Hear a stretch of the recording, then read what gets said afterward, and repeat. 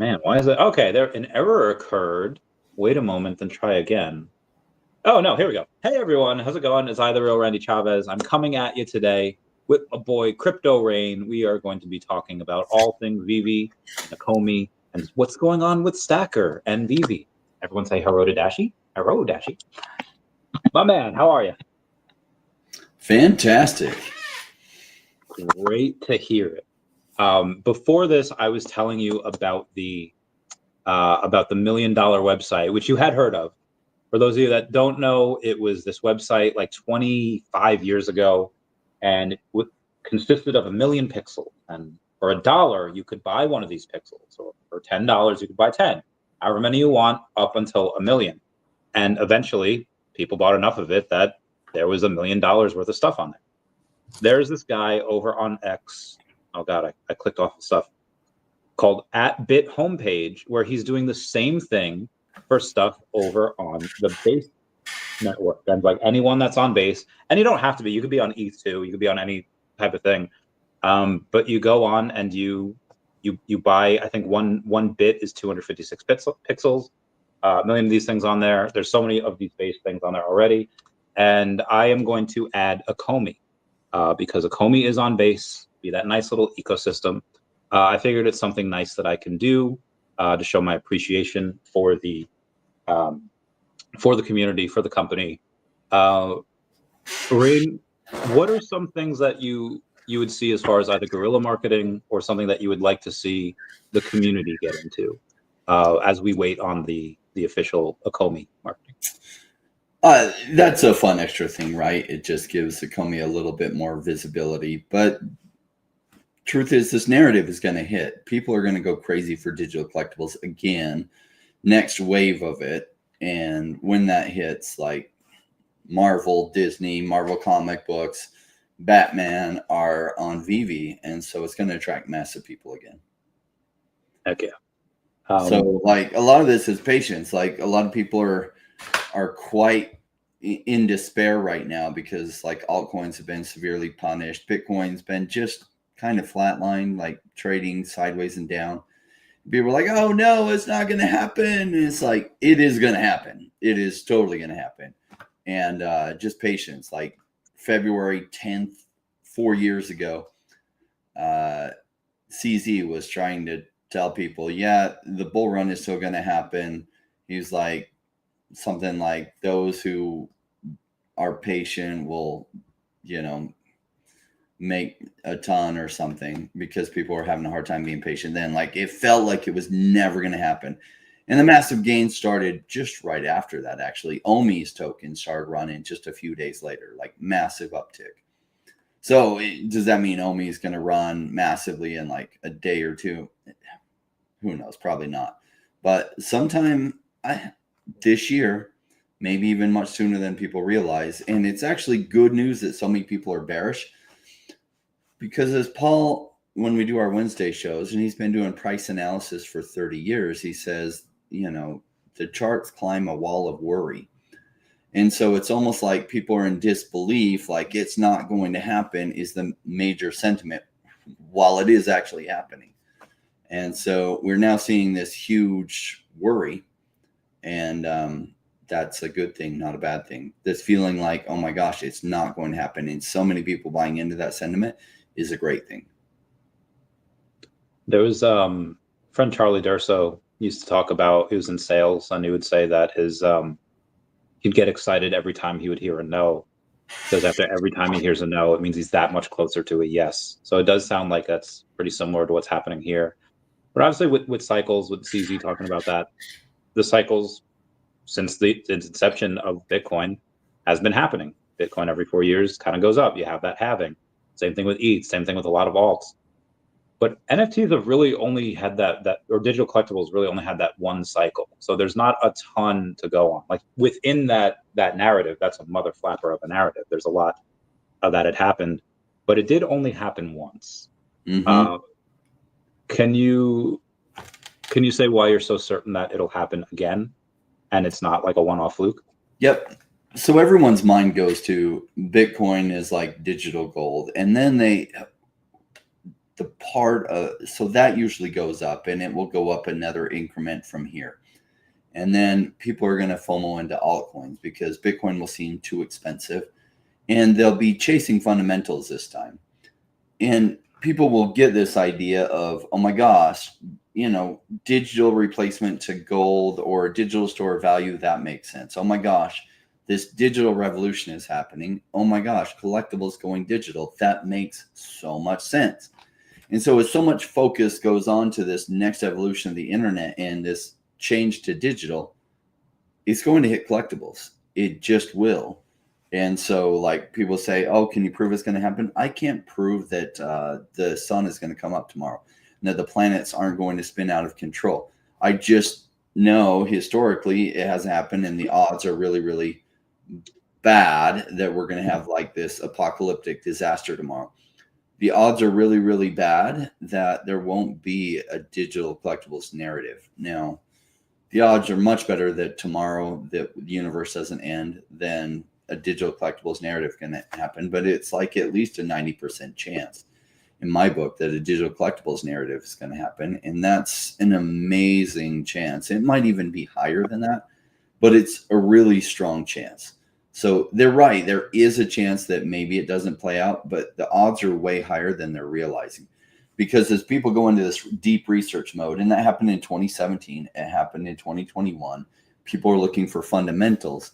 And the setup that Ecomi has and VeVe has is incredible for when people start doing their digital research, like their deeper research. And so OMI will pop off and go crazy. Will it happen right away? I don't know when the digital collectibles narrative will run and tokens associated with that will run. I know that OMI popped off about the same time Flow was popping off. And Flow is the blockchain for NBA Top Shots. At the time, that's all they had. And people were talking about NBA Top Shots, that their moments were absolutely going crazy. And the Flow token absolutely went crazy. And the OMI token went even more crazy during that time. I remember, or I think people have this, they're in like this little fishbowl where they kind of only see what's in their circle or what's on their X, or what the algorithm's showing them. And yeah, fair amount of that is negative. You have even people like, and I'll go over more of this in a second, Harris Ryan saying, hey, Dr. Profit, Stackr World, are you guys still building? I haven't seen any improvements or new functions lately. And I'll get to that in a second. So everyone that kind of doesn't touch grass, everyone that's kind of just within this ecosystem, yeah, they're exposed to a lot of FUD. But everyone that I've been talking to the last week or so about like joining this Decat comic that I'm writing, I was like, yeah, we're going to be on VeVe later this year. And there are a good 20-30% of them that I was like, what is VeVe? And I mentioned to them what they do, and like, oh, that's really cool. The other people that I've heard that have heard of VeVe, nothing negative. There's like, oh yeah, I've heard of them. Yeah, they have like all these licenses. They have like Spider-Man and stuff, right? Now they're not necessarily on it. I think one or two of them were. But the fact that when most people hear of VeVe, they kind of in this, if you're in Web3, they kind of know what it is. And they haven't said anything bad. I haven't had any reactions of people saying like, "Oh yeah, I heard of them. Yeah, I heard they were dead." I've not heard any one person say that in the last couple of weeks. But speaking of Harris Ryan saying like, "Bro, are you still building Stackr? Don't see any improvement or new functions lately." Stackr says, "Of course we are building. We're planning on rolling out and releasing more IP in a few weeks." Now this was written 5 days ago, so potentially by the end of this month, we might have a full Stackr rollout or at least more IP. And Arturo said there have been multiple backend upgrades for both VeVe app and Stackr lately. This is all within the last couple of days. What does something like, I know that's a one-off thing, but what was something like that do for sentiment? What might that do for the token if suddenly you have more licenses? And let's say it's Marvel. I wouldn't expect Disney right away, but I think Marvel would be a shoo-in for that. What would that do for sentiment in the token? Just a little bit, really. Yeah. Just a little bit. Why? When people get worried because it feels like it's not happening, what's going to change their mind is either OMI going crazy or digital collectibles prices going crazy. Is that upgrade going to cause a massive FOMO of new people coming in? No. It'll just change sentiment a little bit for the people already in that, but it's not necessarily going to bring a wave of more people. So though what is happening is actually profound. It'll just alter sentiment just a little bit to the positive side. Great. Yeah, I think what people are kind of mistaking, and they did the same thing in like Pudgy Penguins, where one of the Pudgy Penguins lead guys is like, hey, Pengu they just burned like 157 million Pengu tokens, and all of the comments were just like, okay, but like why is the price still going down? Like, yeah, you burn these tokens, but why? That doesn't matter. And it's like, bro, like that's originally one of those things that a lot of communities want for the pumpamentals because they think it'll help their bags. Ecomi just burned 5.5 billion OMI not too long ago. I think what people are missing is that I see the same thing in fitness where people are like, I just did a push-up, where's my six-pack? And you have to, working really hard is part of it, but it's also, there's diet and there's supplements and there's BCAAs and there's protein and there's all of these different things. And any one thing is not going to get you super jacked or ripped, but everything helps a little bit. Like whether it's a pre-workout, whether it's recovery, protein, the amount of sleep, like everything helps a little bit. And I think that's one of those stepping stones or one of those building blocks, whether it's the burning of OMI or the Stackr upgrades or are going to get more IP. And I think people are slowly starting to realize that. What up, fam? What up, everybody? Yeah, Dr. Stuff will hopefully be back next week, maybe? We might. Yeah, it should be. He had something come up unusual. Usually Tuesdays are really good for him now. But this week there was some other conflict. Oh, heck yeah. Shout out to everyone in the chat. We love you all. Yeah, Luvium, $20 hairs.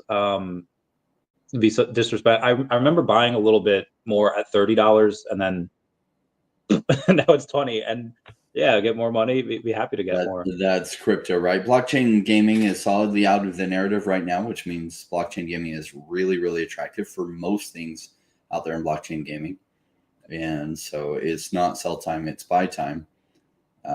It'll come back around. People got a glimpse of that October 2023 of what happens when a narrative hits, and everything in blockchain gaming went 5 to 20x. And whether they had any kind of product or anything, just being in that narrative, it ran. When the blow off top happens, usually you take that times 5. So 25 to 100x from whatever lowest prices are at. In the greater overall market, the first time we were going to get in like a trade war, like last month, Bitcoin took a hit, the whole market took a hit. And then recently, like a couple days ago, there was supposed to be like another tariff war where we're charging more on I think like steel or aluminum coming in or whatever that was. And, China's not going to stand for these tariffs, but it didn't do much this time. And I think that's similar to like a Pokemon move where the more you use it, the less effective it gets. And I think now that people were scared by, oh, this could be a tariff war and Bitcoin took a hit. Mm-hmm. But the second time that news came about, people were like, okay, I've kind of seen this already. And it was fine. We didn't take that much of a hit. For the overall markets, what's one of those things that you're most bullish on or most bearish on in the world that just affects the crypto market at large? Well, right now, fundamentally, everything is amazing for crypto. It's more amazing than it's ever been. The U.S. government is reorganizing itself to be much, much more pro-crypto. A lot of those new regulations haven't come out. They're in the early stage of that. A lot of this stuff is going to happen over 6 months as far as the U.S. being very crypto-friendly. But I would imagine as they define what the rules are, then all these exchanges that U.S. people are now locked out of will probably be able to open the doors. Be able to get on Binance.com would be my guess, MEXC. So then you can buy all these things that you don't have access to buying right on there. You can get OMI on Gate.io. Hopefully by then OMI's on something like Coinbase. I would love that. But you're no longer going to be treated like the redheaded stepchild that, is a problem created by Gary Gensler of really trying to shut down American access to crypto and trying to spoil crypto if they could. But yeah, totally different administration having a totally different outlook. They're already pausing their lawsuits against Ripple and Coinbase so that they can be, the new task force. Their views can be taken into account to decide what they want to do on those lawsuits. I'd love to see those lawsuits just straight up dropped, or some kind of really easy settlement of our bad, let's close the case happen. And yeah, just regulatory clarity. You can't say on one hand, you're an unregistered security, and it's like, oh, okay, how do I register? Well, there's no way to register right now, but you're an unregistered security. That's what Gary Gensler's been doing, and it's created a mess for all the companies that would love to be compliant with U.S. law. So instead, compliant, a lot of crypto companies have had to dance around things tremendously, OMI included. I wish they could just be straightforward, that they could just get listed on U.S. exchanges super easy. And it was really clear and easy, like, it used to be in 2017. But now the SEC has been so anti-crypto. All these exchanges are super cautious. And it's really slowed down things.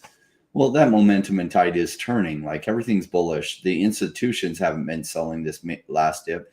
It's been private people that are just regular people getting scared because of the news selling it. They might have sold it to get it started so that they could get you to sell yours, and they could then buy yours even cheaper than they had sold theirs, because the institutions have been loading up during this. So I see all signs are green. Like, we're setting up for an amazing 2025. Wish I had a magic crystal ball to know if, like, the peak is going to come in March. Is it going to come in June? Is it going to come in December? I don't know, but I don't see why 2025 isn't a major blast off. All signs are green. People are just scared right now, which creates an amazing time. Some of these things, like Illuvium being at crazy lows, it shouldn't have hit $20, and yet it did. Yeah, it's nuts. That's absolutely nuts. I mean, there's not a ton of people, or I shouldn't say that. There's a ton of people in gaming, but there's not a ton of those AAA rated games that have that community. Like, anyone can make one of those games. There's far too many to count, but on that type of level, there's very few, and there's going to be a few just ready for this blast off, right? So you have off the grid, you'll have Illuvium, and just a few will be like game ready. And because Axie Infinity was game ready back in 2021 and almost nothing else was, Axie Infinity got so much traction. Yeah. So I think off the grid is going to go bananas. I think Illuvium is going to go bananas. Of course, off the grid, we don't know their token price. So how does the token price do? Well, it'll do well. I just don't know well compared to what. Like, if the token was out, we could say, oh, okay, I think it's low, or okay, it's already really high. So I can't tell how the investment on will do, but I think it grabs massive numbers of new players playing it. Agreed. My Vampire says, I hope the U.S. government decides to put most of its records and ours on the blockchain. Agreed. Said would instantly validate the entire space, potentially solve a lot of problems. Also agreed. Something else I kind of wanted to ask you about. So right now, the plans, I'm not sure if it's going to come to fruition, but the plans are no tax on tips, no tax on senior Social Security, no tax on overtime pay, all of these interesting things. And then with Department of Government Efficiency, it's been, Elon had said, hey, for all of what we're doing here, I think they saved like $84 billion already. Is like, we should give the taxpayer a one-time payment from all the stuff that they're saving. And if they go and even if they don't recreate the entire thing, but if they're going and they could just send like a check to people even once, I mean, people are typically not responsible with that. People, we've buying Pokemon cards last time, buying crypto, buying stocks. Do you think the same thing happens again? Do you think with more money in people's pockets, like, again, there's like high watermark, like, hey, we have this, now we have to spend it because they don't know what to do with that money. Do you think the same thing happens, or people get smarter this time and they're like, oh, we should save it for it? Same thing happens. I wish people were smarter with their money, but a lot of people live hand to mouth and they get an unexpected amount of money coming in, and then they find ways to expense it, because we have what's called a financial water level. And it's the number that we're comfortable with in our bank account. If we have less than that, we feel uncomfortable till we get it to there. If we have more than that, we spend down to it. And a lot of people's financial water level is 0. So if they have more than 0, they're like, oh no, I got money to spend. And if they're below 0, they're like, oh no, I got to catch up. You know, some people have financial water level of $100, and the smart ones have a financial water level of like 1 million or 10 million or 30 million. And they're pushing till they get to that financial water level. And then hopefully once they hit that, they push it up and increase it. What's a good way to increase that? Like the financial water level? Like, I mean, I'm not gonna lie, I purposely never have more than like 30K because I feel weird about it. Now, granted, I put it into crypto and that's fine, but like in the bank account, I never typically have more than that. It has to do on refocusing your goals and setting goals and focusing on the goals that are above that, right? So it does take very conscious effort to push up financial water levels. Oh. Okay, good to know. I feel like is that one of the stuff? My financial water level is like 3.7 billion. So until I get there, I'm going to be like pushing. Once I get there, I might get lazy or I'll increase my financial water level. But one of those two things. That is fair. Thank you, Mr. MC1, for the super chats. Tax-free super chats as their tips. Nice. It's fair. They are. What's up, Zombie? How's it going? So something that was brought up by O'Malley the other day is something that did not get good reception in Cryptoys, but there's two sides of it. Okay, so he says, imagine instead of burning, VeVe would just drop the price and make them clearance items. Would you be okay with that? Yes or no?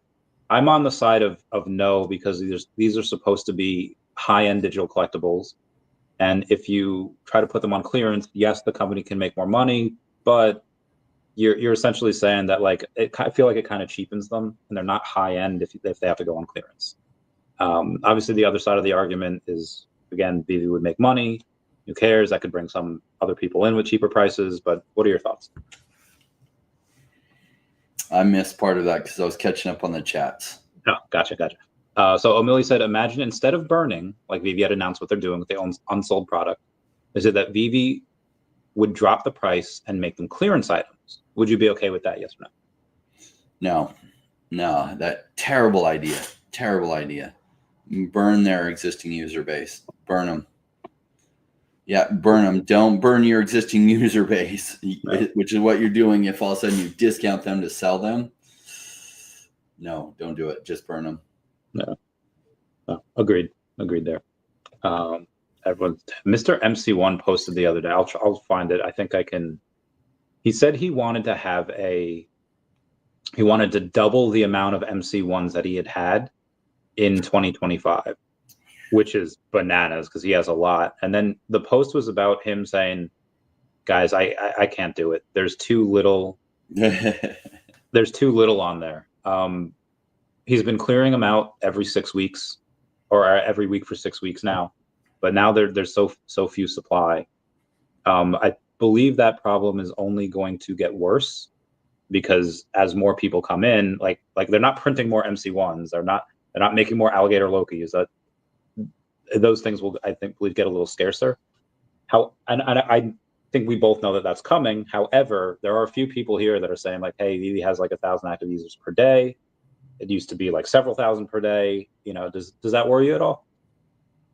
Yeah, it's so normal for the bear market. In fact, that's abnormal because it's quite high for a bear market. And like, I know we're in the early bull market, but we're not really, altcoins haven't really hit. This narrative has been far out of the narrative for a long time. So as far as like VeVe and OMI is concerned, it's not feeling like the bull market because it hasn't impacted it yet. So you could well say that, yeah, those altcoins in that narrative are still in a bear market because they haven't gone up at all. They've done nothing but go down. And so it's not unusual. And the only thing unusual about it is how many active users there are given price decreases really since January 2022. So, he's looking at the glass that's 80% full and he's like, there's 20% not there. And it feels like it's like low. That's really, really high compared to everything else. Like I look at the prices even on NFL All Day, NBA Top Shots, the number of users on there, so low. so low. VeVe has a stronger community than those major brands have right now.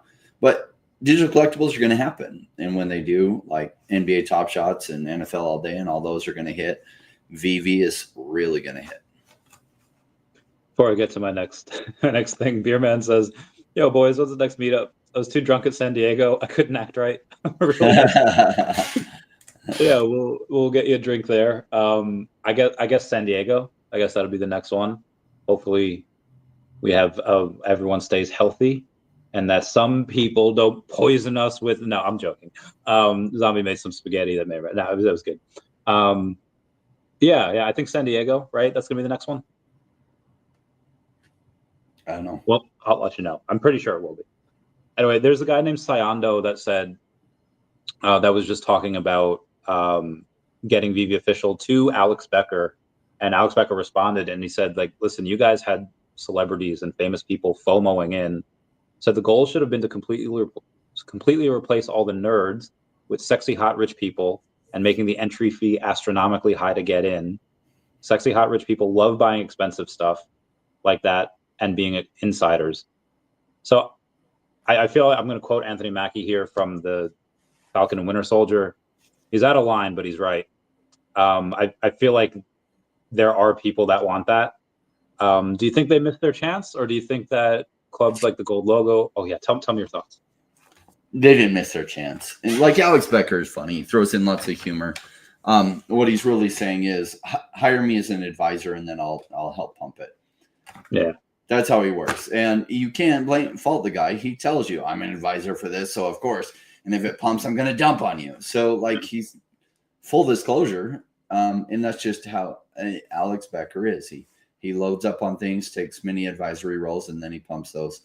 And he's effective at pumping them. Should VeVe hire him? I don't know. If the digital collectibles narrative is going to hit, regardless of whether Alex Becker comes on board and pumps it, whatever. It's just the timing could be earlier if he did, because there's a lot of other YouTubers that follow him. So when he talks really heavily about something, then it gets all this coverage from 55 other YouTubers, and it spreads from there. It just ripples across everybody covering it. And then, massive green candles, and then everybody in the crypto space is talking about it. So cool. Like, did they miss their opportunity? Not even close. They have Marvel. They have Marvel Comics. They have Disney. They have major IP. Like, as people focus on the space, I don't know if you'd call them sexy, but I think a lot of sheikhs from the Middle East are going to be interested in high dollar in buying stuff. And you'll have some hot girls buying cute collectibles because it is attractive to women too. And they'll be sharing it with their friends. So I think the hot girls and sexy rich people are coming. Preach. Rafael Martinez says, just bought a bunch of Devi and Definity. Can't really go into OMI since I spent too much on the collectibles already, but going to dollar cost average into OMI though. You could sell some of those collectibles on Stackr and maybe more soon for some of that OMI if you would like. Zombie says Earth 2 to the moon. They did just come out with their Earth 2 version 1 today, so that's pretty nice. Hopefully their Essence token gets a little pump because I got a bit of that. Bankrupt crypto exchange FTX is going to begin repaying customers on February 18th. Now, unfortunately, if you had a Bitcoin at $20,000, oh, wow, I'm going to get a Bitcoin back, 100K. No, you're not. You're going to get the $20,000. They don't pay you in the Bitcoin of what you had. They pay you in what it was worth at that time. However, that does still mean that some people are going to get their funds back. Did you have anything on FTX? No. Oh, okay. Well, good. Something always felt off to me about them. Like, I was like, okay, I could get this story of this really smart trader making money on the kimchi premium of like buying in the US and selling in Korea, but I don't know. And he's hiring all these celebrities and spending all these money for all these ads. And, he's supposedly this genius investor. I don't know. Like, it just feels off to me. So I was like, cool.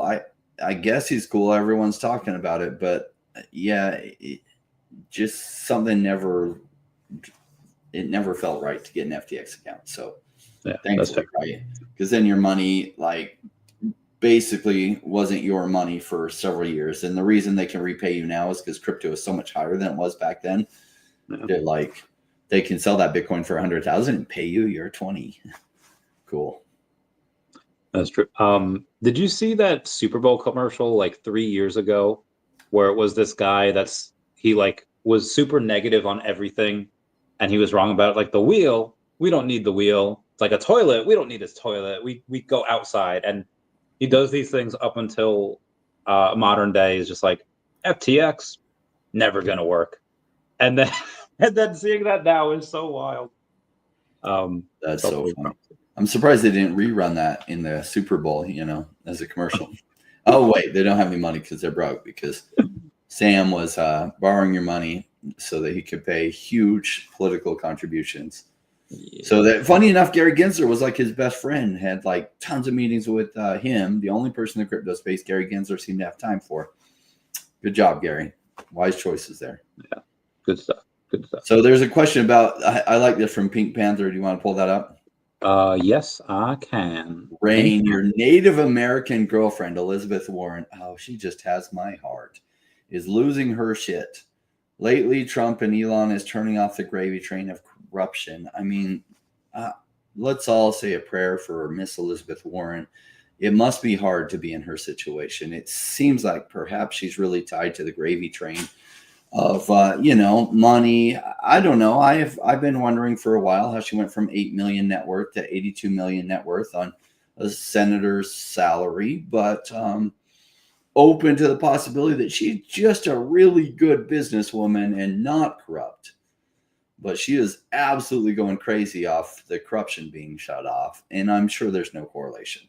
I'm sure all her money was made through amazing business deals because she's just so smart. She understands business. She understands that crypto is like on the forefront of revolutionizing the internet. Oh, wait. No, she doesn't realize that. We'll see. We'll see. I mean, Elon's on it and they're investigating. And guess what? Sometimes crime, like if there is payoffs and stuff, sometimes that leaves clues. So I hope they can continue looking for this and find if some politicians might be connected up to the gravy train of all this waste, fraud, and abuse.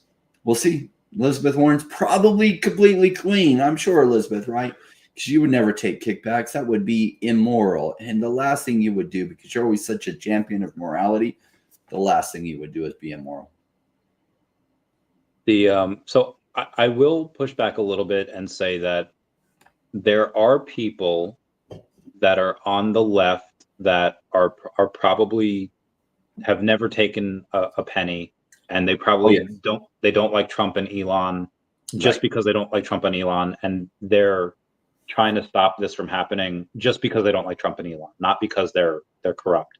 However, if you're fighting like Chuck Schumer and Elizabeth Warren, like that makes me think that they're corrupt. That makes me think that they got kickbacks in some way. Like, why do you get this federal judge to stop all of this from happening unless you want to try to hoodwink people and try to sweep stuff under the rug?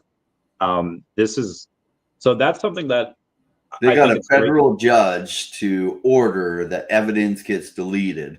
Yeah, that's fishy.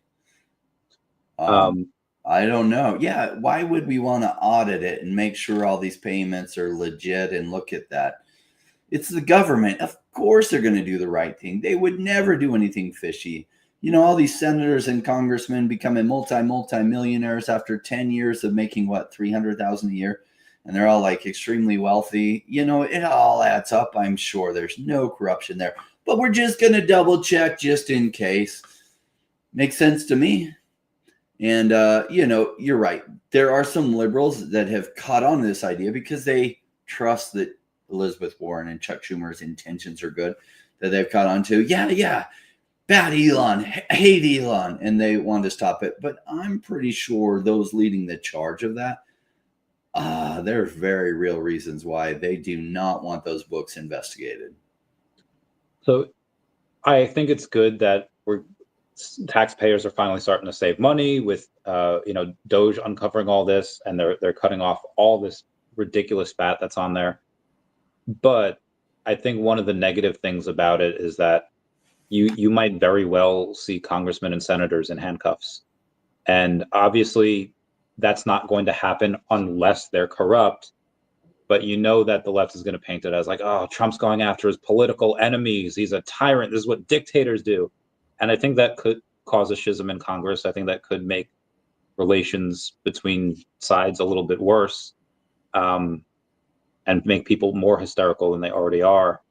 Does any of that translate into not good stuff for the crypto market, or does that crypto market just not care and is just going to run anyway? I think that's ultimately bullish for the crypto market. Like right now, a lot of focus is on that stuff. And Trump really hasn't like really pushed hard on crypto because he's pushing on like getting like the wage fraud and abuse out of the government, which is smart. Seems like, you know, U.S.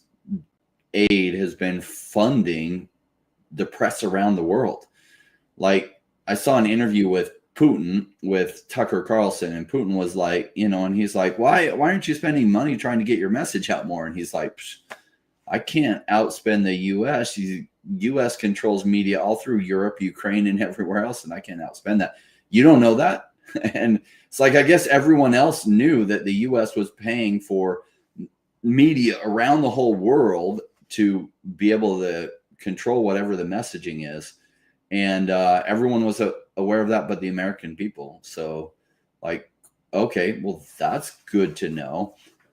Yeah, I don't think we need to be funding media around the world. I don't think the U.S. needs to be funding media around the world. And cool, like as that stuff kind of gets sorted out, and it seems like he's moving in rapid succession, that he's going to move to other things and just keep moving forward so they don't even know what to push back on. Hopefully it comes back around to crypto and we see some good things happening with crypto. Because even just a little bit of like positive momentum there could kick off things. So we'll see. It was around this time 4 years ago that crypto, some of the altcoins really started to take off. And we'll see. It would usually be preceded by Bitcoin taking off. But I guess we're going to find out how this year really does play out. Some of these, I do think there's a high chance, maybe a 50% chance that the altcoin rally comes in like the next 2 months. And like 50% chance it happens later. So we'll see how it does play out. And there are pros and cons to both. Obviously, people like, hey, let our stuff go up. You know, that's fine. And it's okay to want that. But if it just happens in like sections where it's okay, AI and memes run, and then digital collectibles run, and then DeFi runs, and then like you have that chance to make those insane gains. Roll, that would be amazing if it played out that way. Say like OMI runs first, or say something like Bumper or Devi runs first, and it goes like 100x, and OMI's like untouched still. I'd be like, oh baby, yes, yes, and roll some of that money in. I don't know if you had if I made a declaration the other day that the new money I get is going into Devi, and the goal is to get 1 billion OMI. And there's some people like, that's crazy, that's wild. Some people like, you can do it. And there's some people like, you'll never get that. Like, this is just like for clicks or whatever. And it's those same people that said like, OMI's dead. And it's like, all right, is OMI dead, or can I never get this? Like, if it's dead, clearly I can get as much as I want. Yep. But there is some validity to what they say, where there's not a lot of people that are buying. And that's why I think, you know, BitGet kind of said like, hey, you're not enough buys, you know, and they kind of released us. And you do have Bit4X they still have 13 billion left on there. So I do think it is possible that maybe OMI goes down to 0002 or 0015. If it gets cut in half, goes to 0015, maybe I get like 1.5 billion. Now, obviously, I don't think you're going to be able to put in 100K without it going nuts. But I think at that point, it's quite possible to get well over 1 billion.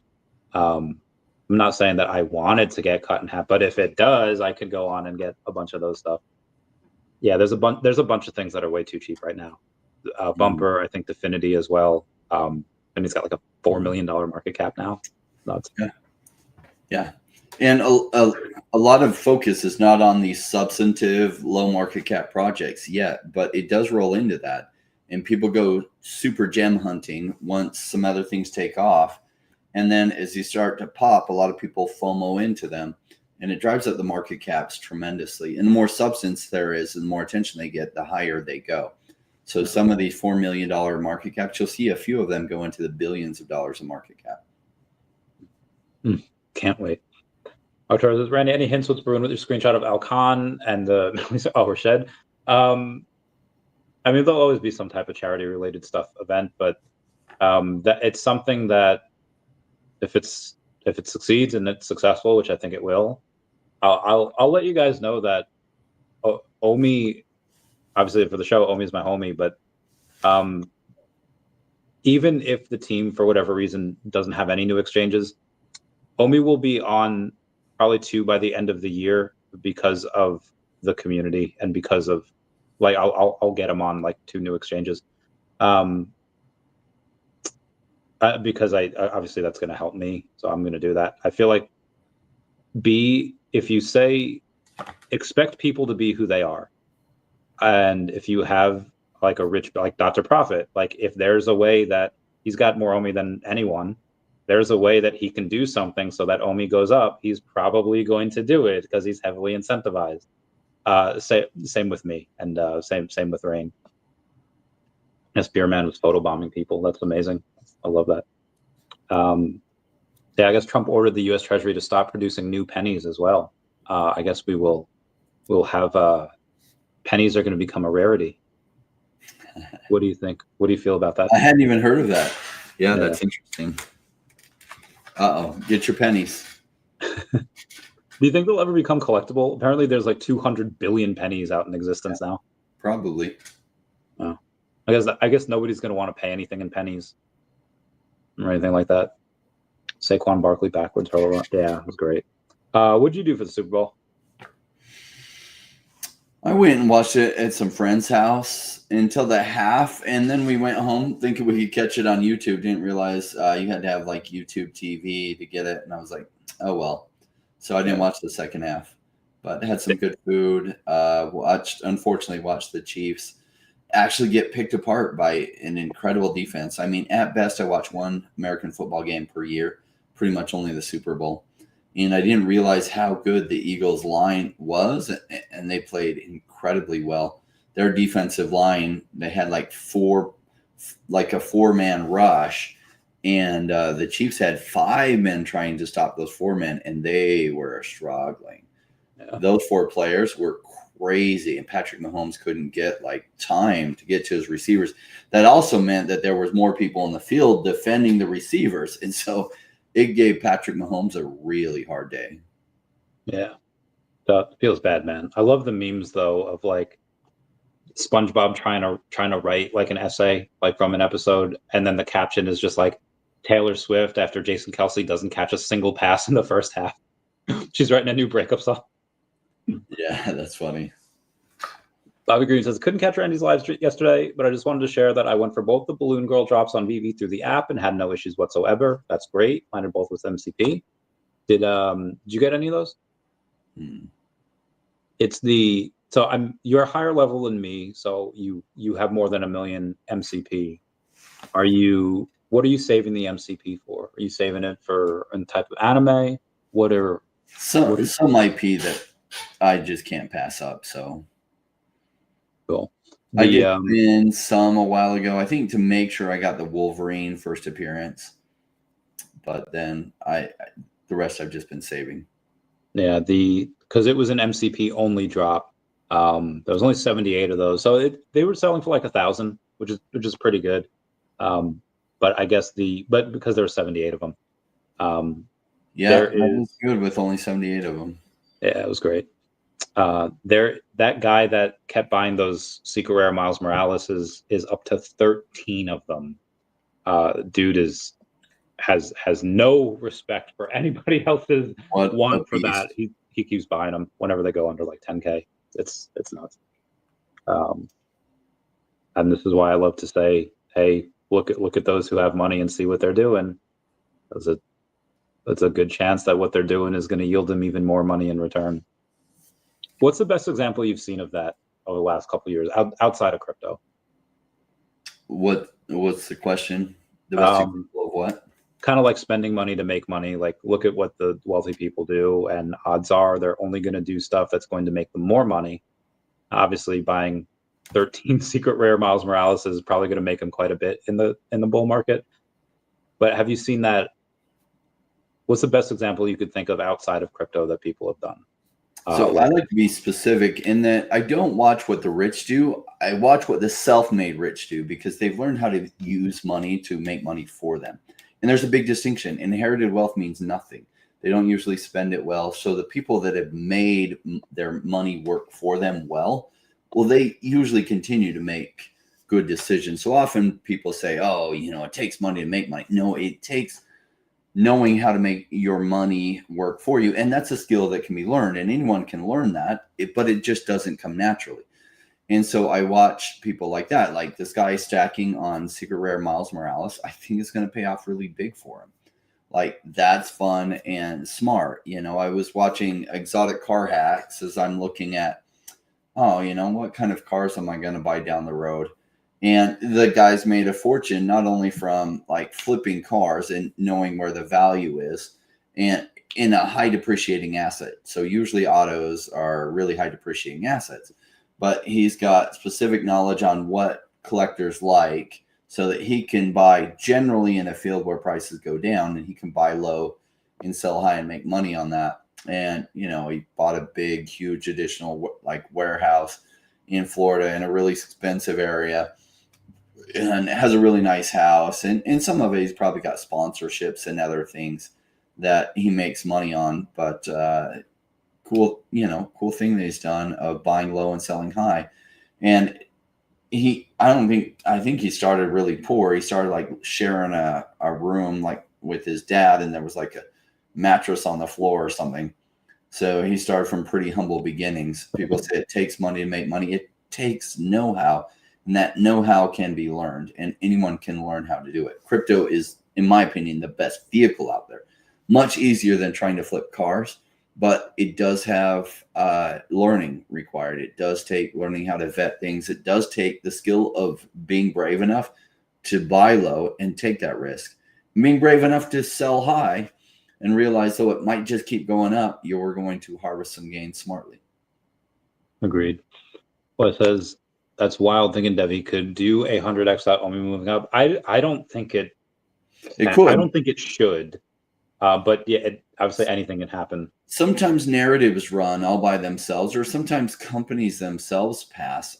Like, look at EOS, right? EOS until recently was up like 100x from the bottom, and yet OMI's down. Like, so can it happen? Well, yeah. Will it happen?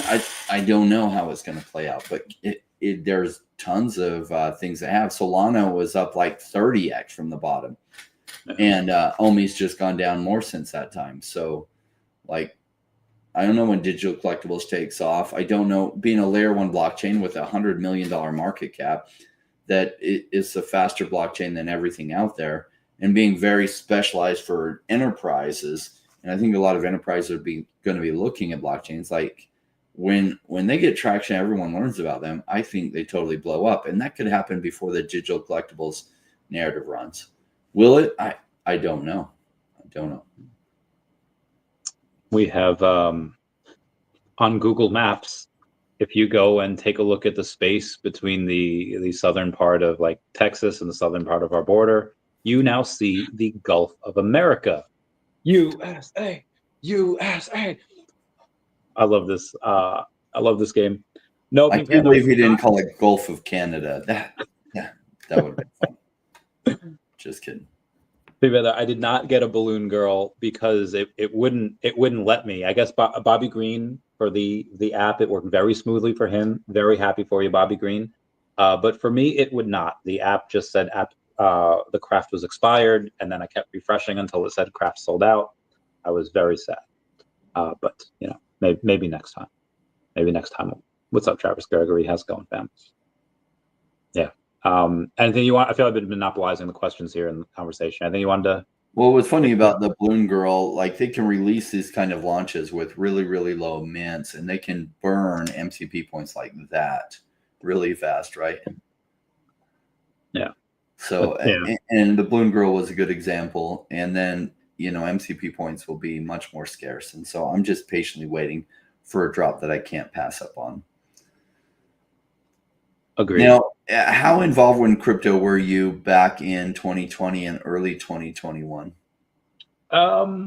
Not too much. I mean, I had OMI in early 20. I had Bitcoin and I had OMI. That was pretty much about it. I didn't really have anything. I wasn't really looking too much into other projects. That's about it. So, when did you start acquiring OMI, and when did you start buying Bitcoin? The Bitcoin I had from some of the Pokemon sales. I have it on my Instagram. Just I had a bunch of first edition PSA 10 stuff that I was like, oh, we're gonna go in, we're gonna sell a bunch of this because back in the day, like that, so hard to buy OMI. I mean, it's a much easier now, but to the layman person, it's still gonna be hard. But to most of us, it's very easy now to buy it.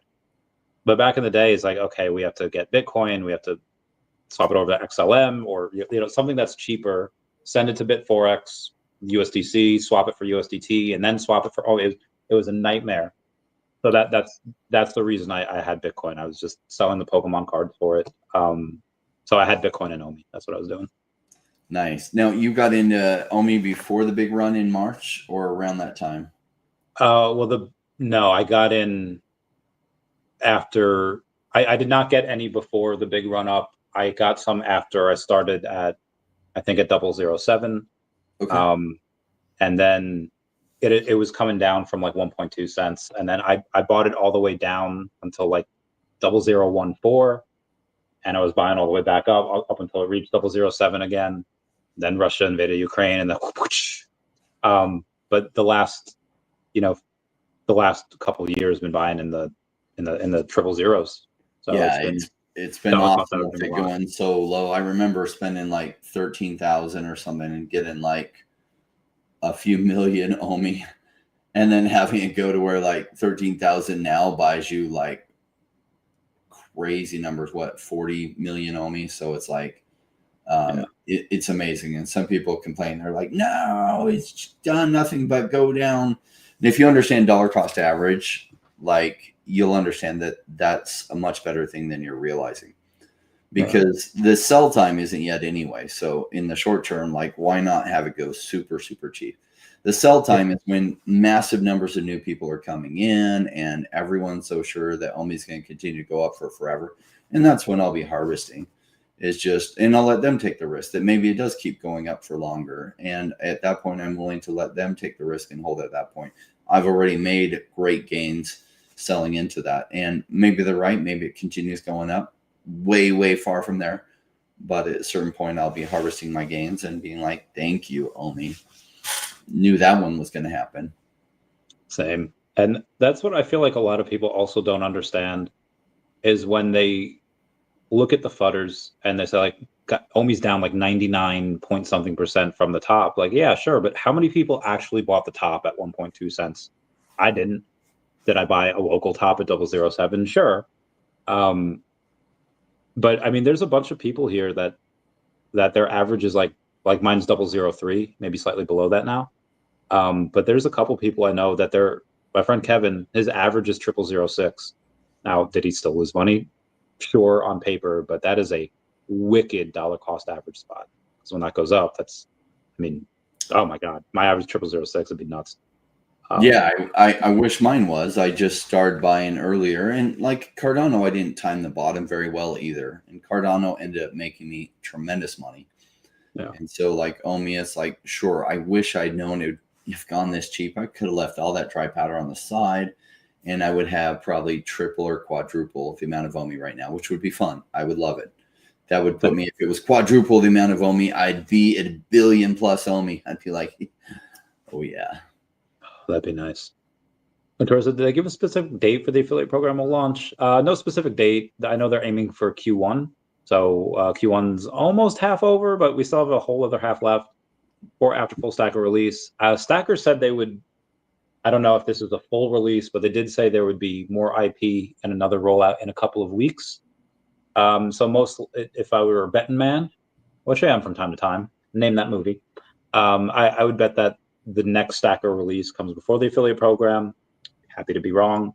I would like it to come out before the affiliate program as well, because this way the affiliate program has more to talk about. But again, I have no idea. Just kind of guessing here. Austria also sees it as Gulf of America. It depends where you are in the world. This has happened before in 2014. If you were in Russia, you were to Google Crimea, you would see it as part of Russia. If you were Ukraine and you Googled it, you would see it as part of Ukraine. But if you're anywhere else in the world, it would just show a dotted line showing that it's in dispute. For this one, it is going to depend on where you are in the world. Is partially correct. What's up, Mr. Ben Rose? How's it going, Ben? I love you. Yeah, good to have you here, Ben. He's a good man. The other day, VeVe had I don't know what, they had a glitch, or maybe it wasn't a glitch and it was a tease. They had a no image available, and it was a cat on there.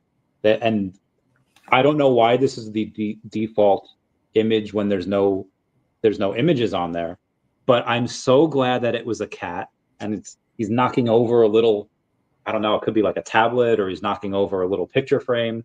I thought that was great. Do you think that's a tease of anything, or is that just standard, like, hey, this is what they're putting on?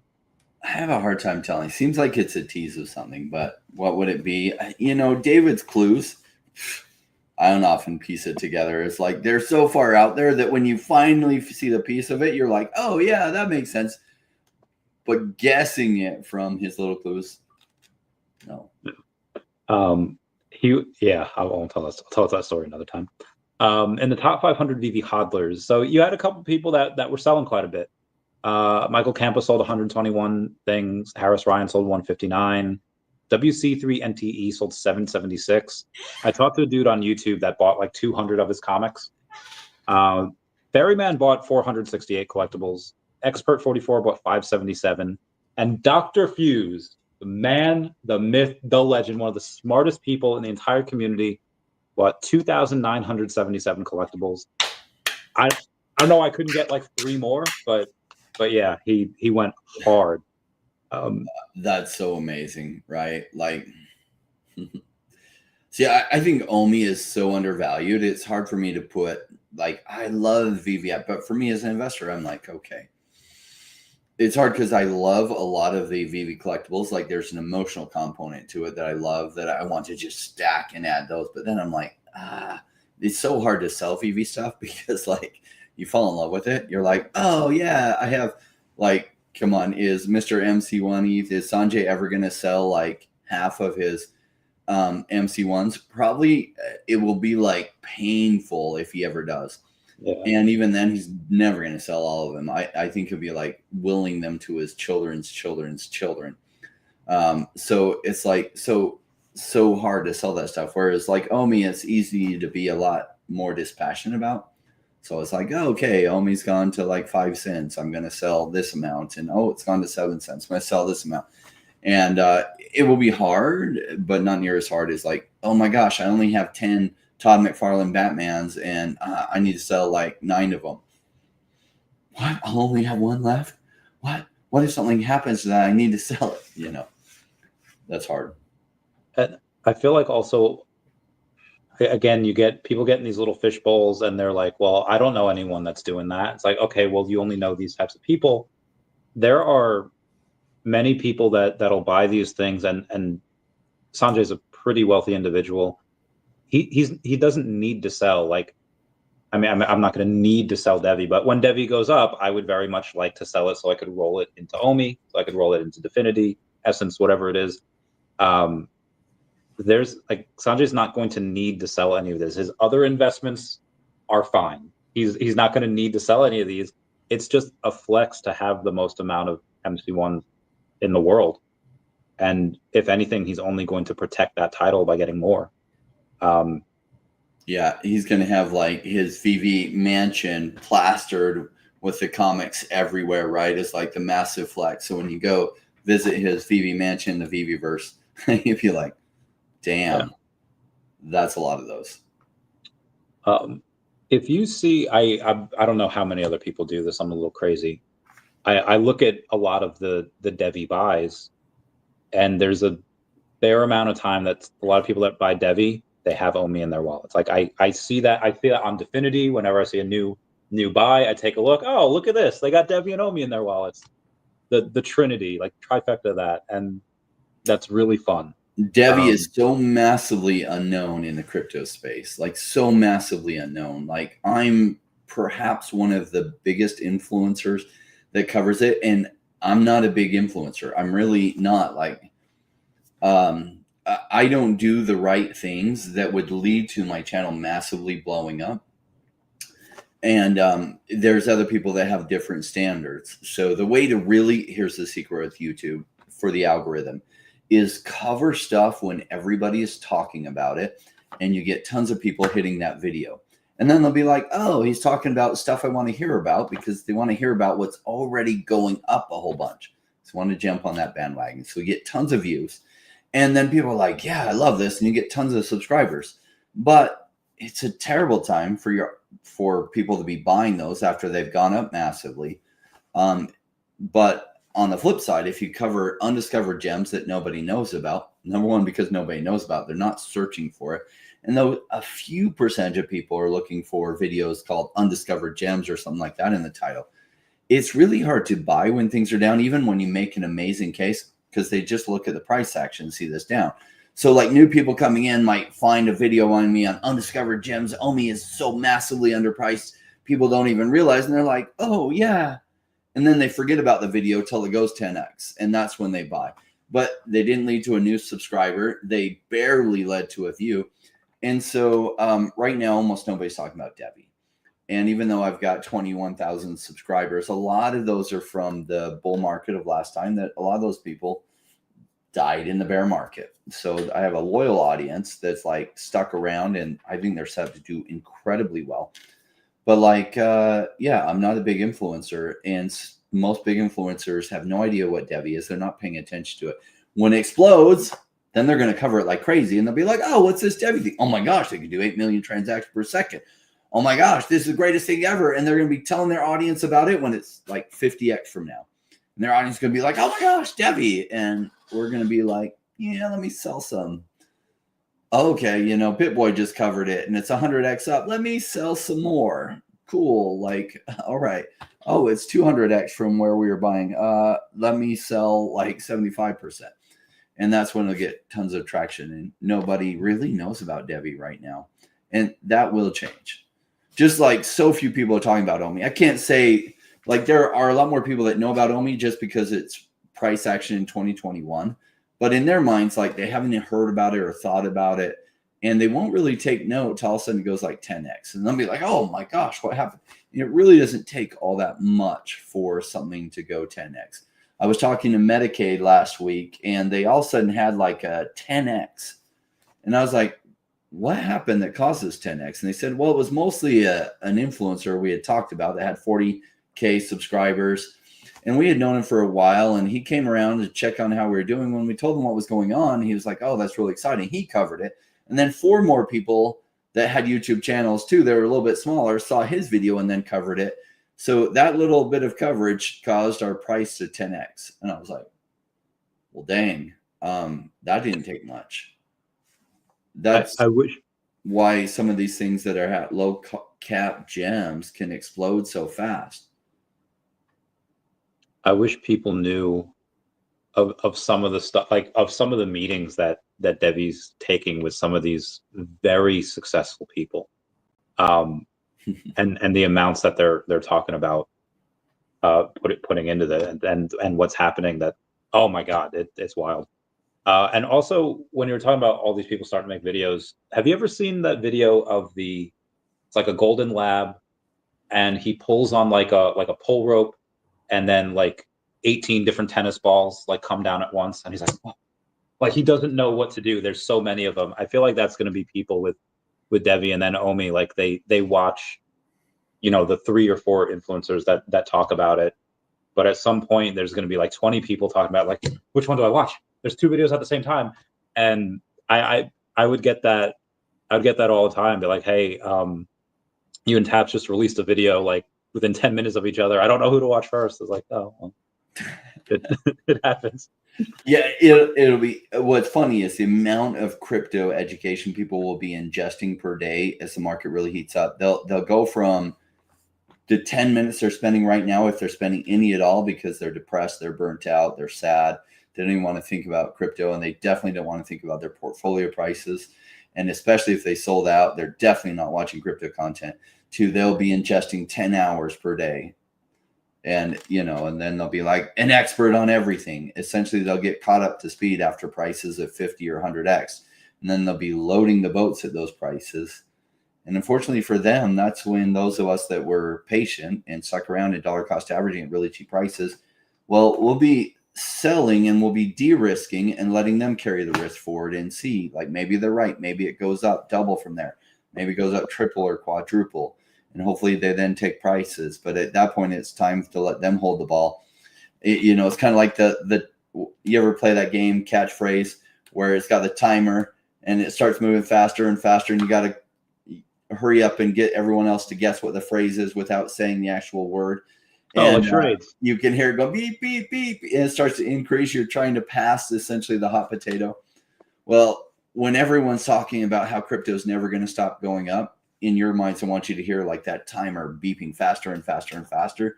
And it's time to offload the hot potato into someone else's hands.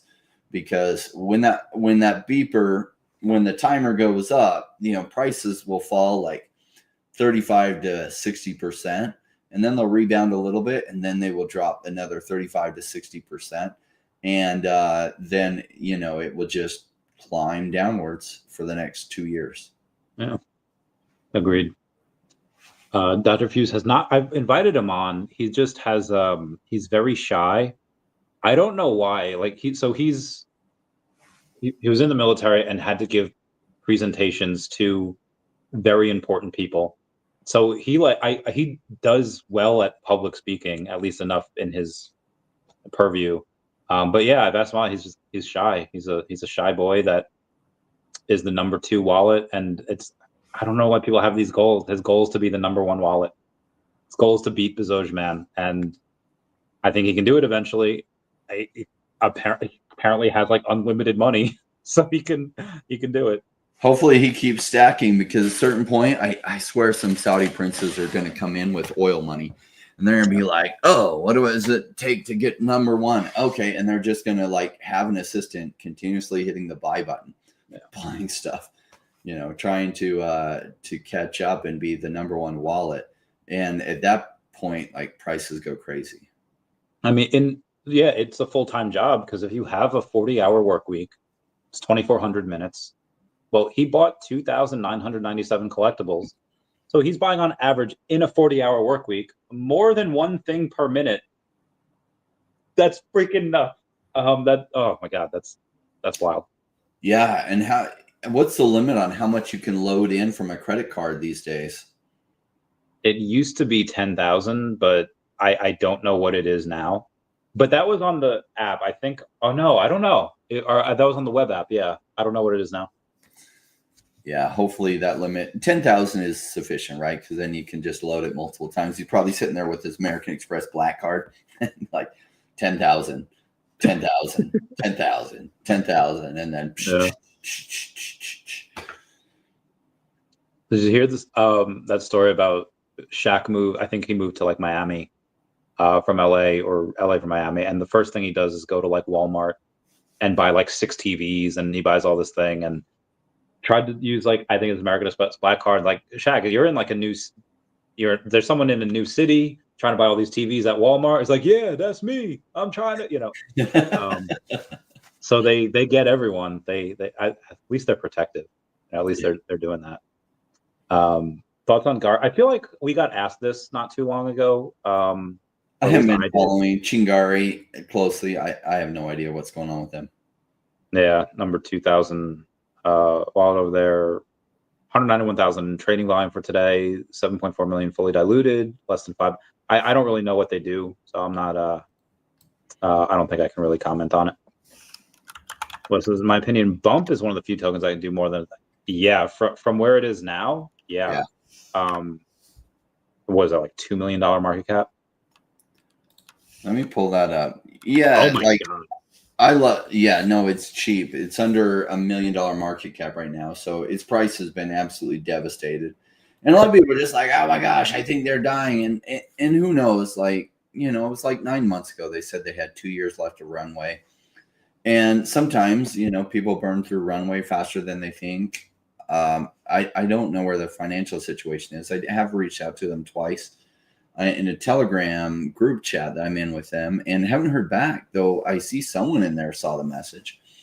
And maybe it was the person who set up the group chat with him. I don't know, but like somebody seen the message and haven't heard a response from them on some questions. So I can't say I love that. No. That doesn't mean they're dead. It could mean that they're like dead or dying, but it doesn't mean that they are. And there was a couple of times where I thought Axie Infinity was like dead or dying and they probably wouldn't survive. And they came around and did like 3000x from where I bought at, not even at the bottom. So will Bumper survive? I don't know. I think they have a remarkable idea and a remarkable product. I hope they survive because I like this idea.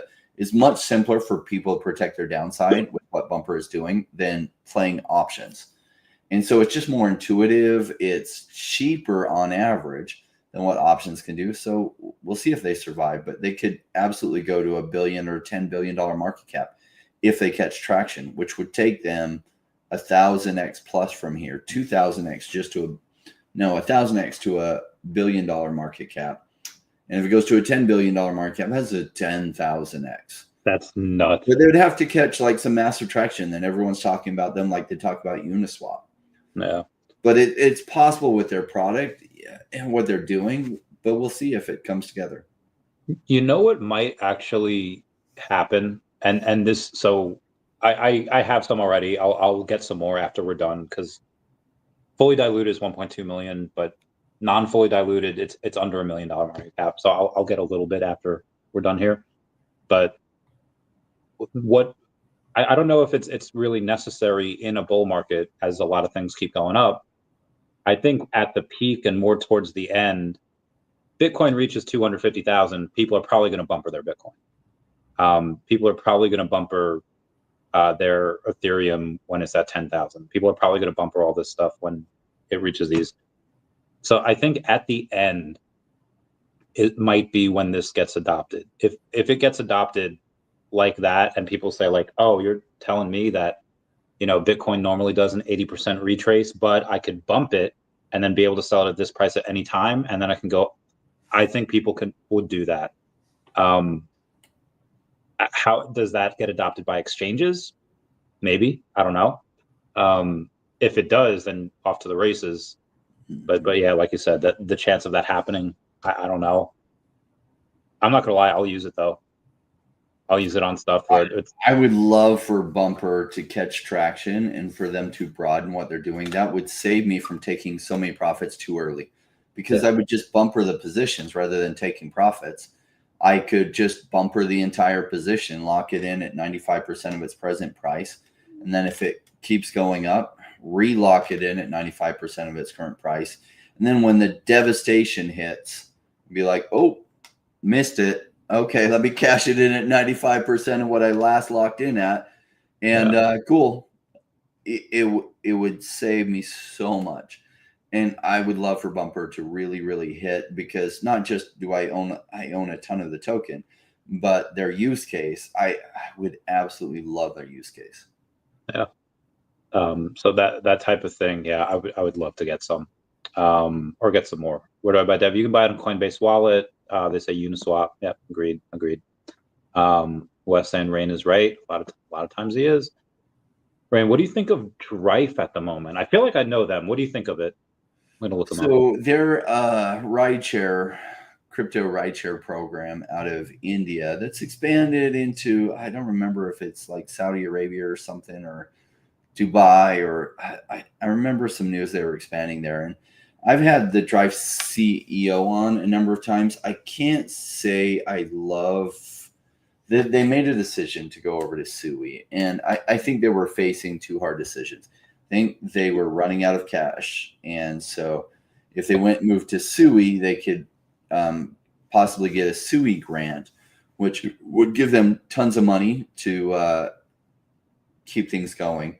But in that migration, they basically diluted the value of your tokens. I didn't love that. So I wrote the CEO and was like, I don't really love this decision. My community's like hurt by this. And she said, I will always do what's best for the community overall. And I get what she's saying. She's like, well, she's going to do what's best to keep the company alive. And overall, that is best for the people that own the tokens, because the truth is, if Drive just gave up and closed their doors as Meld did, well, then that's bad for the holders. So sometimes when businesses are struggling, they make they have like two bad options. So did they take the lesser bad option? Probably. I'd rather see them do that than closing their doors. But I haven't poured additional money into it. So they have migrated over to SUI. You have a revesting of your tokens. I'm not going to bring the CEO on. Again, it's like, my opinion, if it survives, it survives. If not, they fall in the category of a certain percentage of these higher risk plays are going to fail from the bear market into the bull market. And then go into that category of, well, shoot, that one failed too. Like, my numbers might seem astoundingly low from investing in the bear market of 2018 through 2020, and that only 35% of what I invested in succeeded. But with that 35, so that meant 65% failed. But with the 35% that succeeded, I made 100x from the bottom. So it's like, wow, everyone wants the 100x gains without the failure. And it's like, well, that doesn't happen. They go hand in hand, because if you're taking like plays that have no chance of risk, well, then you can't get the massive gains. And everything truly has a chance of failure, whether you realize it or not. So, I tried to learn some lessons. So I think the failure rate this time is going to be much lower than before, but the failure rate will never be zero. If the failure rate is zero, it means I'm taking way too cautious of an approach, or I'm just freaking lucky, because I do like investing in these early stage businesses that their token's been punished by the bear market, and then dollar cost average. Sometimes they run out of funds and they don't make it through the bear market. That's a risk, or something goes bad and like for some other reason they fail. The ones that succeed, though, make so much that you almost forget about the ones that didn't. Agreed. Jessa says, so how do you think the inevitable zombie apocalypse will start? His guess is bad spaghetti. Poor VeVe zombie. I mean, in a lot of the movies, it's like a vaccine that goes wrong, or maybe like, I'd say animal to person. Like, there's someone in like Africa that's clearing, like somebody poached like a monkey or whatever, and the monkey has an open wound on his hand, and so does the guy, and then that cross species contamination. But maybe something like that. I don't know. What do you think? Could come with USAID funding going to the Wuhan Institute of Virology, which then Brand, you're gonna get us banned. Up engineers viruses or funguses to like, oh, whoops, that got out of the lab. That's not supposed to happen. Dang, half the world just died. Who knows? Yeah. Did you see the South Park version of what happened with the Rona? No. Randy and Mickey Mouse go to China for whatever reason, and they take a bunch of nose candy, and stuff like, and mouth candy and all this, and they are high off their keister. And Ozzy Osbourne, I think, it's Ozzy Osbourne there. Somehow a bat gets its head ripped off, and after the bat gets eating that bat heads. Yeah, so somehow a bat gets its head ripped off, and Randy's like boinking the bat, and that's how the Rona starts. I'm sure that's how it really happened too, just like that. Yeah, I love them so much. Did you see that spoof? Well, that piece by Jimmy Stewart or something, right? It was generally a liberal, and they were talking about this concept, and it was so funny. But like, he's a liberal with just common sense, right? And he's just like, yeah, the story doesn't add up, and he's just being satirical about it. It was super funny. Yeah, love that.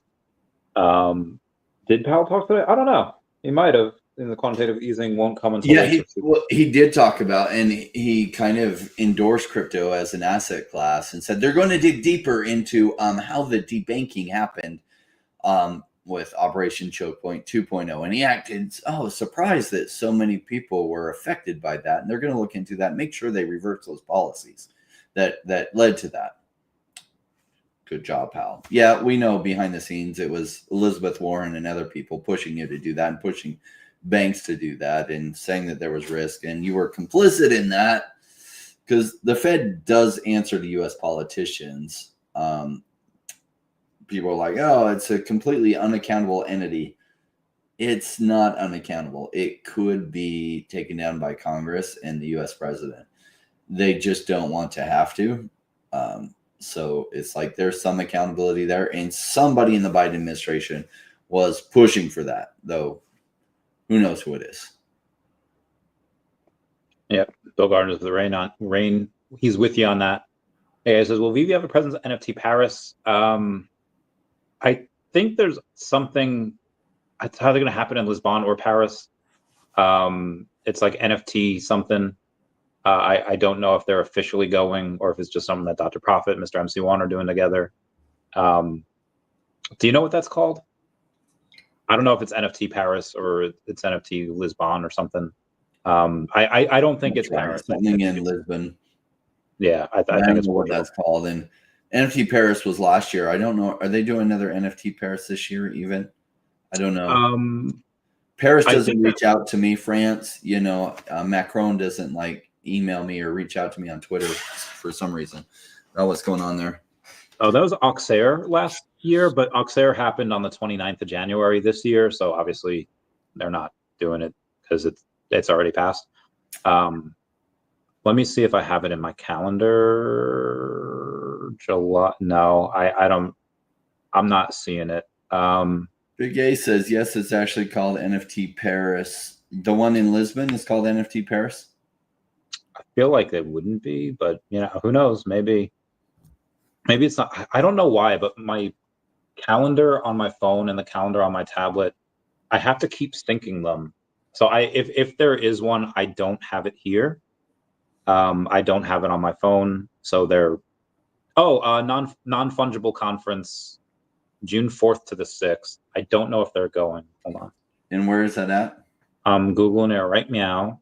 Conference. Right meow. 2024. Oh, it's 2025. Goddamn. All right. I'm so used to. All right. This is it's in Lisbon, Portugal. I don't know if they're going to that. I know Dr. Profit is, but he lives there. So, Big A saying, no, the one that starts Thursday is NFT Paris. So there is an NFT Paris. Doesn't sound like VeVe's making an appearance this year.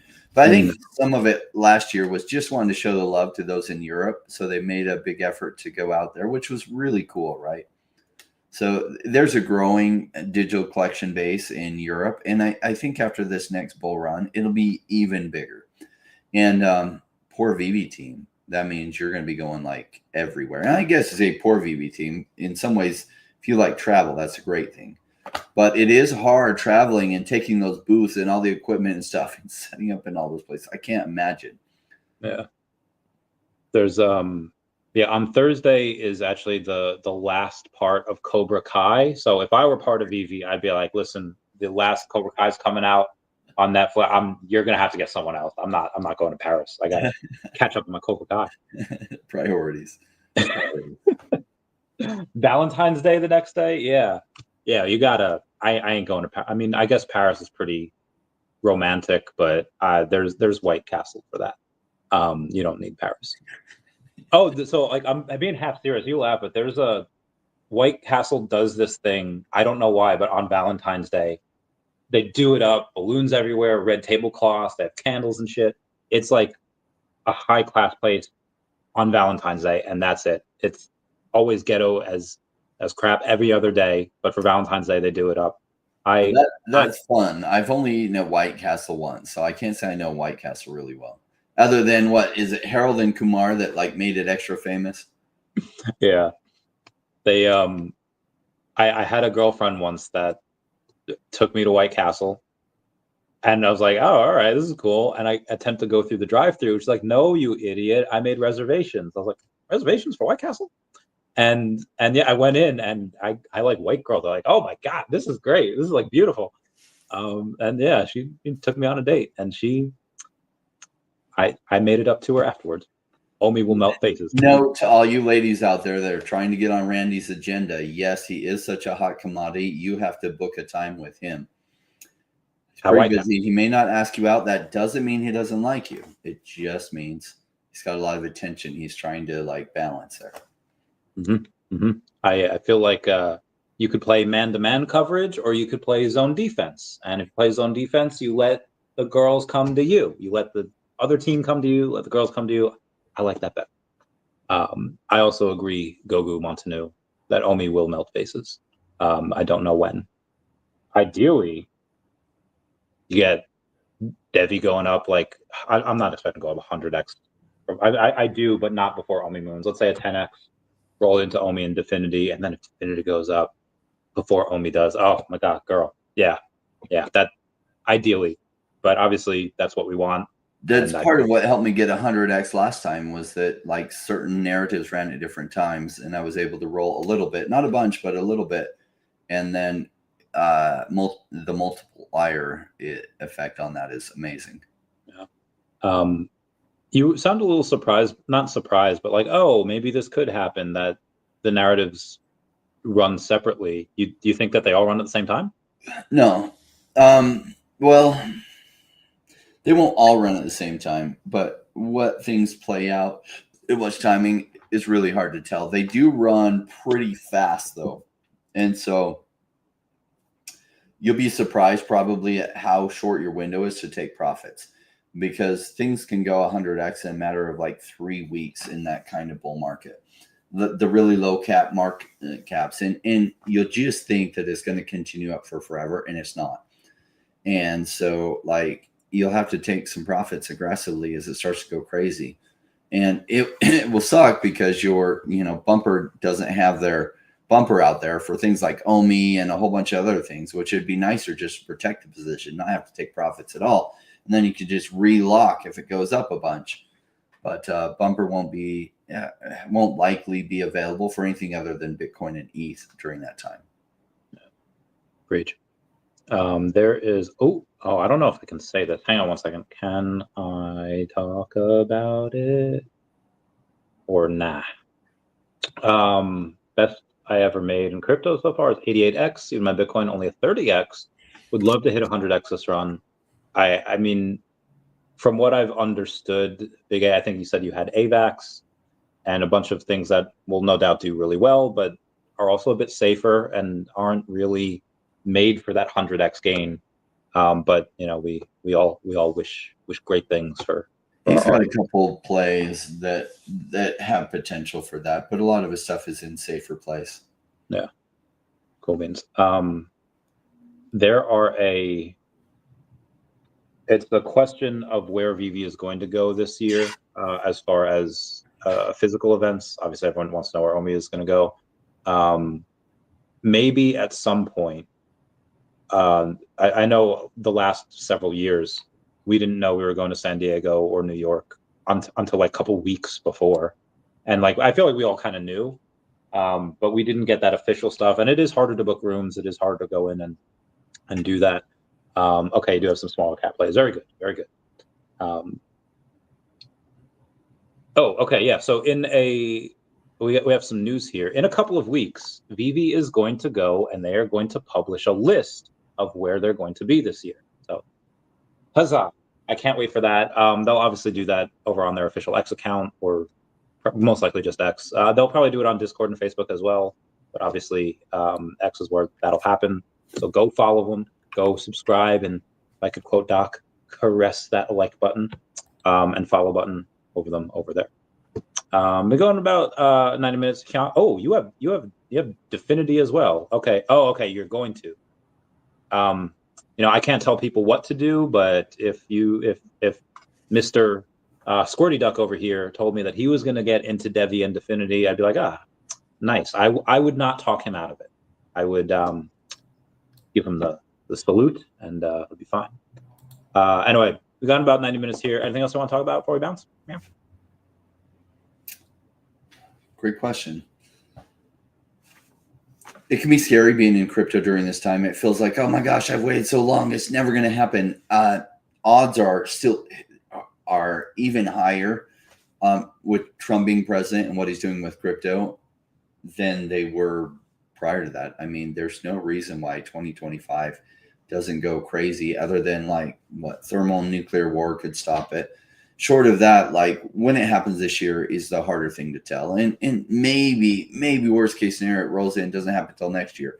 But at a certain point, the US dollar's going to fall. A lot of money is going to flow into risk on assets, and crypto just goes crazy like you've never seen before. And you're almost there at the finish line. The hard thing is the race is about a 4-year race, and you don't know where that finish line is. There's not mile markers telling you. You just have to keep churning. And it's hard at this point. It burns you out. Now, I've seen these cycles. This is my second cycle I was prepared for in crypto. The first one was life-changing for me. I remember being at this point before, and I had run these kind of races in a much longer thing in the real estate field. So I had seen how it plays out, and it takes longer than you want it to. And that can be frustrating. It seems like it's never going to happen, and eventually does. And this point in 2021, I was like, gosh, am I right on this? But still, I thought 70% chance I was right, but maybe 30% chance I was wrong. And it didn't happen in 2021. And it wasn't until mid-February that prices really started to skyrocket. And they skyrocketed pretty fast. Mid and late February, early March, for a lot of projects, that's when all their gains happened. And it happened very quickly over a 1-month time frame. So it's good not to sleep on this. I mean, it's always good to touch grass. It's always good to, step away for a couple of days, but keep your finger on that pulse. Even if you go in and just like, hey, you know what? I'll just follow Randy. I'll subscribe, or I'll, put the notification on for his posts. You don't have and it doesn't have to be me. It could be VeVe, it could be Ecomi, it could be Rain. And you don't have to interact. You don't have to do anything. You just kind of just look, okay. And that's it. It takes less than a minute a day. I don't post a ton. Like one of my friends, I called him, and he's in my private Patreon group, and he's in my gold members. And, I reached out to him, and I'm like, hey, what's going on? I know he had some life events and stuff. And he's like, oh, man, I haven't been following crypto that much. I'm going through this. I'm like, what are you worried about? Have you sold any of it? He's like, no. And I was like, then so what? Well, yeah, I haven't been watching the videos. I don't care. Like, don't watch my videos for my views. You haven't sold, which is the key. And right now is not a good time with what's going on for you to buy. So like, what does it matter? Like, it's still going to happen, whether you're paying attention or not. When it is happening, everyone's going to tell you, and you'll be like, oh, I'm going to jump in and pay attention. So it's like, no big deal. Like, yeah, everything's good. Yeah, but I need to watch your video. You don't need to watch my videos for me. The revenues YouTube gives me is irrelevant. No. It doesn't matter. It's about the education, and you've done all the right things. So cool. Like I'm super excited for you because I know what this is going to lead to for you. He's like, oh, okay, cool. Let's go over here. What's up, everybody? I just took a look at that token. It's up 113%. It launched 12 hours ago, has a $411 million market cap. I have no idea what it does. I'm not touching that. It could be a very good thing, and maybe it should be worth billions. I've no idea. But something that, I don't know, released 12 hours ago was $411 million market cap. Seems like a lot. That's not, again, I don't know what it is. So I won't talk about that. Eric Monson by the cat. Do you think GTA 6 will play a part in OMI token in gaming? I don't think it'll have anything to do with OMI, but I do think that GTA 6 is something that is that kind of an open world. I think a lot of the stuff will be on blockchain. That's why it's been delayed for like 6 years, because they had to build all this stuff. It's a thing on TikTok. Oh, we really got this before GTA 6, and it's the most ridiculous stuff out there. Yeah, so the cycle has been pretty exhausting. Inclement cycle liquidity and solid projects. Also may not pump to yeah, guys, be advised. Like Rain was saying, not everything pumps at the same time. You'll have certain things pump, and OMI might be the last. We have no idea. It would be great for me and Rain if it was last, because then our other stuff goes out and we could stack more. But but so I understand, but be advised if you go and say like, hey, whatever narrative pumps next, like this narrative is pumping, okay, people are talking about that OMI's going to miss the bear market and it's so many people, and you know what, I'd rather cut my losses and go here because this is going up, people are talking about it, and maybe it after it does a whatever you're chasing, 8 or 15 or 20x, maybe it does another 2x for you, or maybe you buy the top, or maybe it and it goes right back down, and just be advised, like crazy stuff can happen, and that might hurt if you sell at a loss to chase something else, and then what you sold just immediately goes up. Might be the great option. Yeah, maybe you go in and you have GTA 6 that kicks off the bull market for alts. Maybe it kicks it off for ETH. Maybe it kicks it off. We don't know. But the night tends to be darkest just before the dawn. Is it darkest yet? I don't know. The FUD's pretty loud, and you have people that are pretty bearish. Seems pretty dark. Could get darker, but anything can start at any moment. So yeah, I'm excited to be here for the ride. Has been really, really quiet for quite a while, even longer. Digital collectibles narrative really, really quiet, and it seems so dark. People are like, will it get darker? It's like, it's hard to tell. But like, it will flip around and go the other way, and probably massively. Both these narratives are really strong narratives. Digital collectibles adds a whole new avenue that a lot of people aren't thinking about. They're just not aware of. They're not thinking about it. But when crypto goes crazy, they will think about it. They will become aware of it. And then money will flow like a waterfall into it. And you'll be like, oh my gosh, Rain and Randy were right. And it's like, of course we were right. It's just patience. That's all it takes. Anyway, guys, that'll be it for us today. Everyone, please comment, like, and subscribe. Comments are good for the YouTube algorithm. Everyone say bye-bye to Dashy. Bye-bye, Dashy. All right. I'll talk to you guys later. Bye, guys. Thank you for the super chats. Randy.